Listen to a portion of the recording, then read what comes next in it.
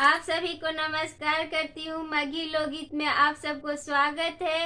और मैं आज आप सबके लिए एक झूमर गीत लेकर आई हूँ। मेरे चैनल पर बने रहिए, सब्सक्राइब कीजिए, लाइक कीजिए। धन्यवाद। दरवाजे पर टीवी लगा दो पिया, दरवाजे पर टीवी लगा दो पिया। वही टीवी के देख देखी सासू जले, वही टीवी के देख देखी सासू जले। जरा सासू के तीरथ करा दो पिया, जरा सासू के तीरथ करा दो पिया।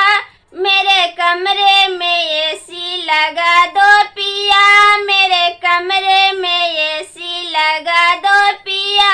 वही एसी के देख देखी गोत नजरे, वही एसी के देख देखी गोत नजरे। जरा गोतनों के जुदा करा दो पिया, जरा गोतनों के जुदा करा दो पिया।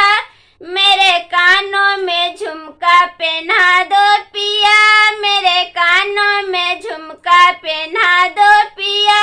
वही झुमका के देख देखी नंदो जरे, वही झुमका के देख देखी नंदो जरे। जरा नंदो के गौना